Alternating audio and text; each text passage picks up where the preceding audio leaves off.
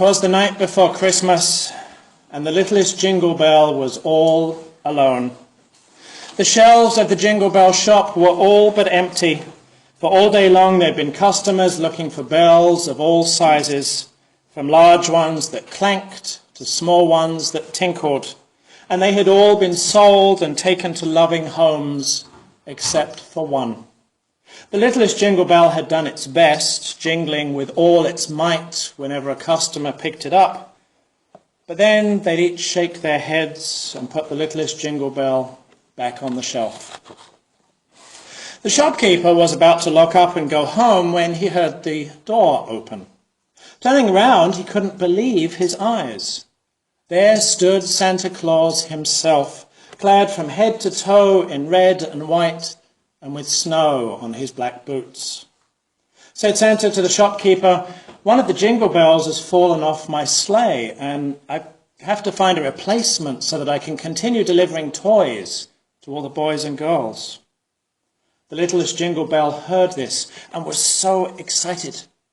The shopkeeper apologized to Santa and explained that all of the jingle bells had already been sold. But then Santa noticed the littlest Jingle Bell sitting all by itself on the shelf. "What about that one?" Santa said. "Well, it's very small," said the shopkeeper, "but I can show it to you if you want." So the shopkeeper picked up the littlest Jingle Bell and delicately placed it in Santa's hand. Santa looked at it closely through the spectacles perched on his nose and then held it up to his ear. The littlest Jingle Bell once again jingled with all its might, and a smile started to touch Santa's lips as he listened. The littlest Jingle Bell kept jingling, and Santa's smile grew wider as he nodded to himself, and then said, "Yes, you're right, it's way too small."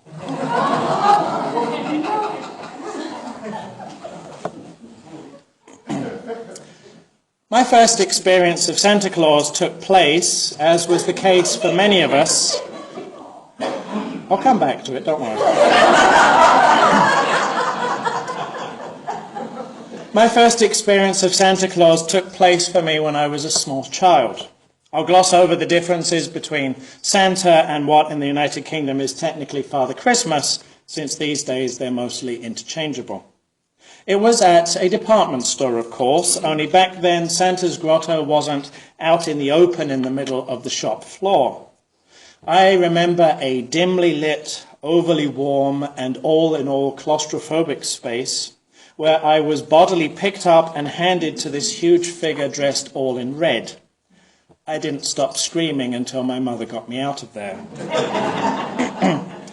Thankfully, other than being one of my earliest memories, I didn't develop any sort of post-traumatic stress disorder. I'm not scared of people dressed as Santa Claus the way that some people are scared of, say, clowns. Of course, if I had been familiar with the 1934 song, "Santa Claus is Coming to Town," things might have been different. For all that it's a perennially popular song, there's something, well, creepy about an upbeat ditty concerning someone who sees you when you're sleeping and knows if you've been bad or good. Put in a minor key and slow the tempo, and it'd be a song about a spooky vigilante. That's what Robin did for us this morning with a good measure of the Dies Irae throw in to make it extra threatening. Frankly, I have to wonder how many department store Santas end up hearing something amounting to confession. Of course, most of the Christmas music that's played on the radio and in shops at this time of year seem to be about Santa. Traditional carols are rare, even in church sometimes. You're more likely to hear Frosty the Snowman or Rudolph the Red-Nosed Reindeer than Silent Night or Handel's Alleluia Chorus. Then there are the parodies, particularly of the 12 Days of Christmas. There's Jeff Foxworthy's Redneck 12 Days of Christmas, for instance, as well as the 12 Pains of Christmas, one of which is someone's losing battle with Christmas tree lights. One light goes out, they cry, they all go out.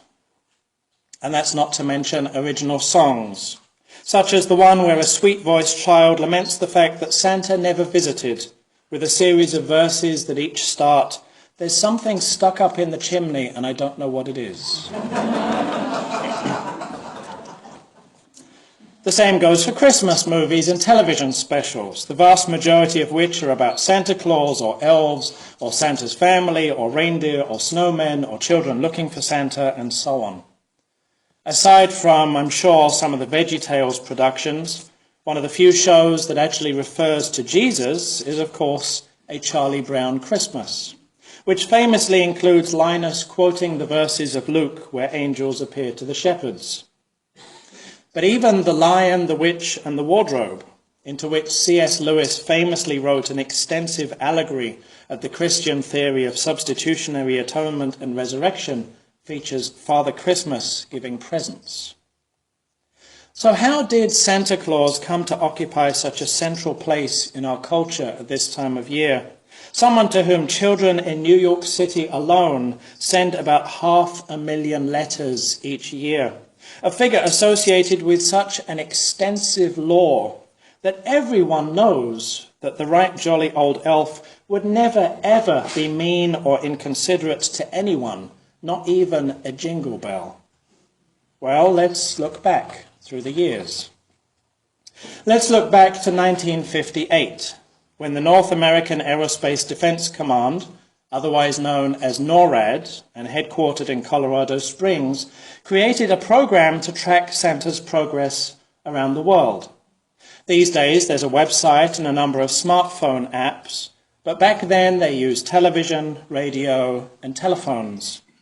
Actually, it got started a few years before that, when the local Sears department store placed an advertisement in a Colorado Springs newspaper, giving a telephone number that children could use to call Santa that night and talk to him personally. Only there was a misprint in the number. And rather than going to some clerk at the department store, it went to the Air Defense Command Center. A colonel by the name of Harry Shoup was on duty that Christmas Eve, and Colonel Shoup evidently found the spirit of a child that night because he instructed his staff to play along, giving all the children who called their number a, quote, current location for Santa Claus. Of course, all of the Santa trackers these days show the sleigh being pulled by 4 pairs of reindeer, led by a 9th reindeer with a glowing red nose. Rudolph is most well known thanks to the 1949 song written by radio producer Johnny Marks. But the red-nosed reindeer first appeared in a 1939 storybook by Mark's brother-in-law, Robert May.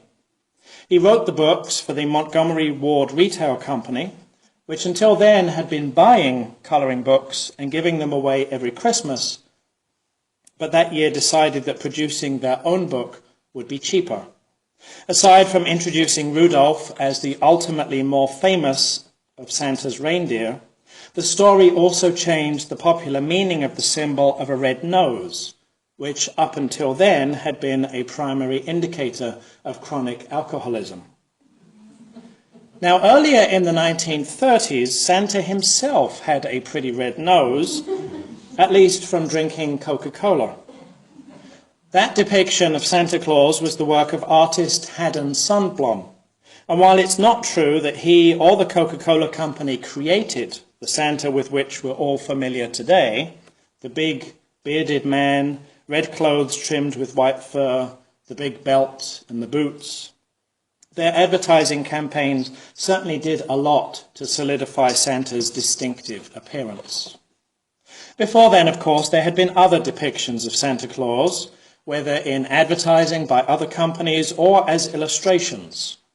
There was, for instance, the 1902 children's book, The Life and Adventures of Santa Claus, by Wizard of Oz creator L. Frank Baum, which had a cover picture of Santa climbing into a chimney. A Santa, I would note, wearing green clothes trimmed with spotted fur.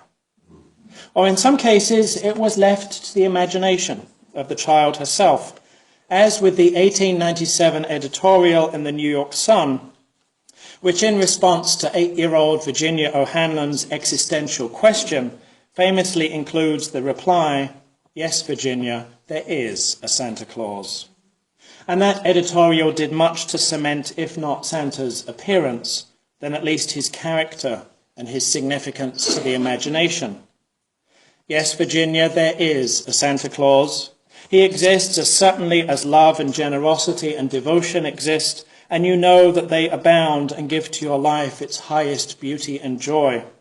Alas, how dreary would be the world if there were no Santa Claus. It would be as dreary as if there were no Virginias.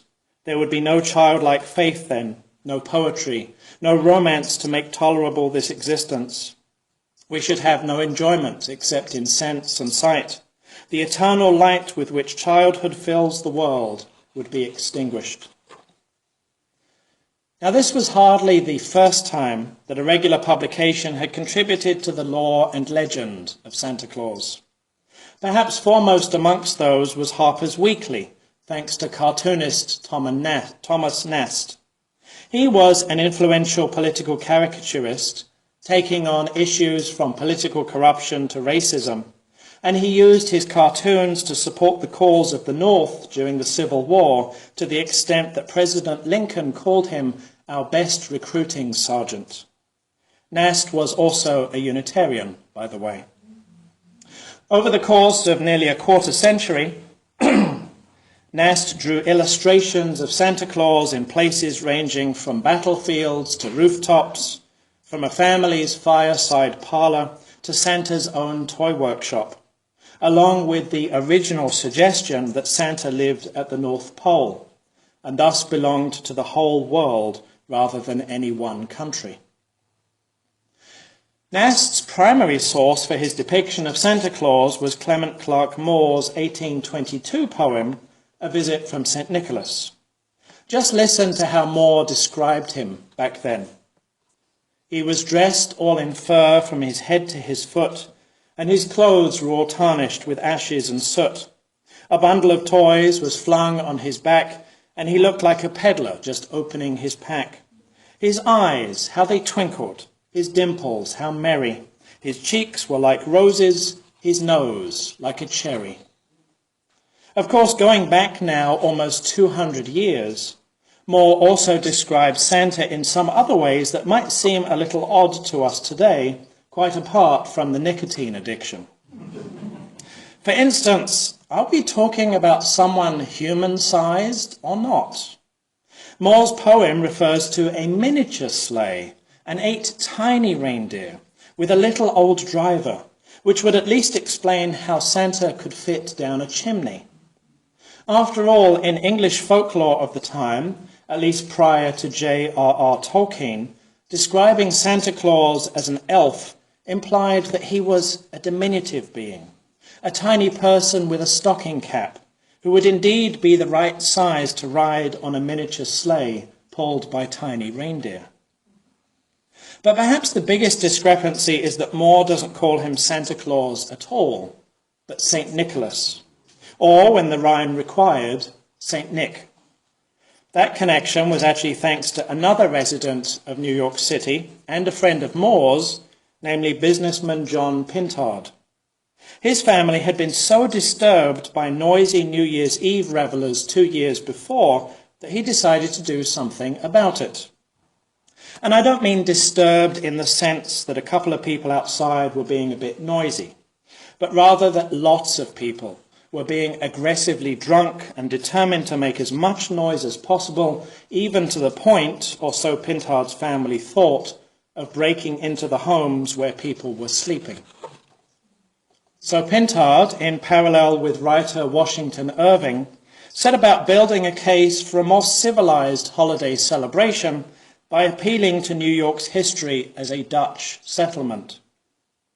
They drew upon the European tradition of giving presents, particularly to children, on December 6th, the feast day of St. Nicholas, though in order to counteract the traditional revelry of New Year's, they settled on Christmas Eve or Christmas Day itself as the time to be visited by St. Nicholas.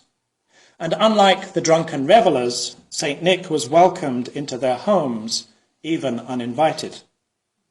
As for the name, in Dutch, it's Sinterklaas, which Irving adapted for his American readers as Santa Claus.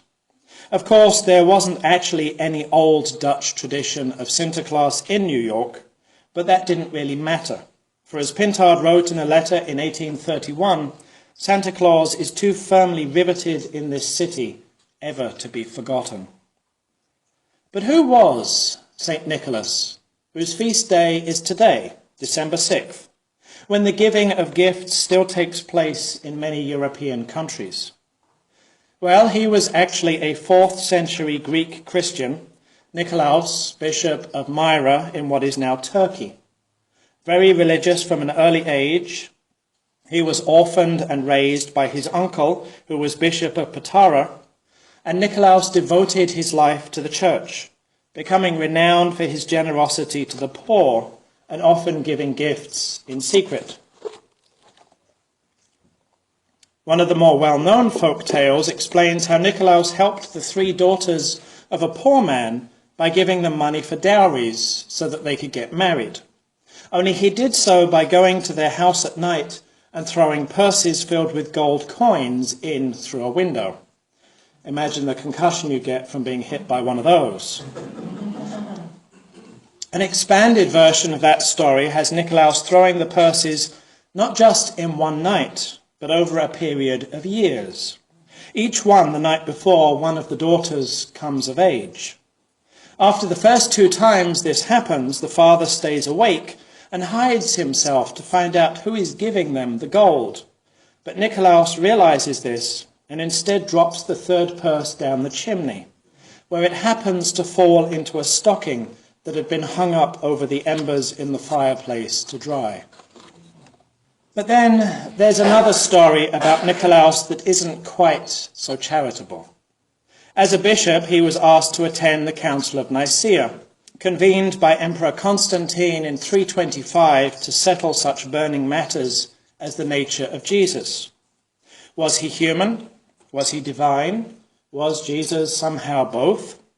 The conflict over such questions had escalated to such a degree that it was a major disruption to the Roman Empire. And so Constantine demanded that the bishops get together and figure it out once and for all.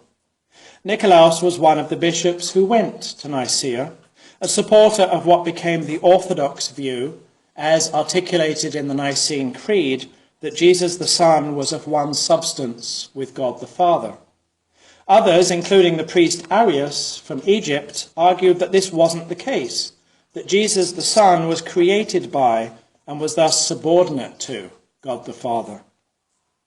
Now, Arius himself wouldn't have been allowed into the council, or at least not allowed to speak at it, since he wasn't a bishop.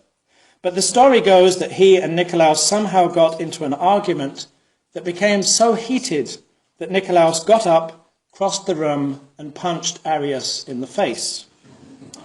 This, of course, was not an acceptable thing for a bishop to do, so he was brought before Constantine, who ordered that the other bishops determine Nikolaos's punishment. But after a night in a prison cell, he was still reinstated as Bishop of Myra. Arius, of course, was on the losing side of the Council of Nicaea's decision, and all other beliefs about the nature of Jesus became heresy. Unitarian Universalists consider Arius one of our predecessors, in that he believed in a Unitarian God rather than a Trinity, while Bishop Nikolaos, some 15 centuries after the punch-up in Nicaea, became Santa Claus. I think that's one of the reasons why many UUs find humour in the story, and not just UUs either. And the graphic on the cover of your order of service is by no means the only such meme to be found on the internet. This is an icon of St. Nicholas with the words, "I came to give presents to kids and to punch heretics, and I just ran out of presents." There's another, featuring a different icon of Nikolaos in the background, with the words, "He sees you when you're sleeping. He knows when you're awake. He knows if you've denied the divinity of Christ, so if you're a follower of Arius, duck." The moral of the story for me is twofold. First, be careful of what you think you know. A lot of what we think is true is merely our culture telling us something is true. And one of the things the human mind does is latch onto something when we first encounter it, often but not always in childhood or adolescence, and then believe that it must always have been that way. And of course that any change is a bad thing. So if we grew up with a certain image of Santa Claus riding a sleigh pulled by reindeer, Rudolph out in front of course, and magically squeezing down a chimney to deliver presents all over the world on Christmas Eve, well, that must be the way that Santa Claus has always been. Never mind that it's been less than 200 years since Clement Clarke Moore wrote his poem. And it doesn't always take that long either. John Pintard convinced himself in under a decade that St. Nicholas had always been part of the holiday tradition in New York City, when in fact he hadn't been until Pintard made it so himself. And second, going hand in hand with the first, hold on to what you think you know lightly, and with humour, if possible. We find out new things all the time. Some of it confirms what we know. That's nice when that happens, of course. But some of it calls into question what we believe. And some of it simply reminds us that life can be quite ridiculous. Santa Claus rejecting the littlest jingle bell, St. Nicholas punching a heretic in the face. Absurd. It's better to be able to laugh about such things and devote our seriousness to matters that really need it. So may it be.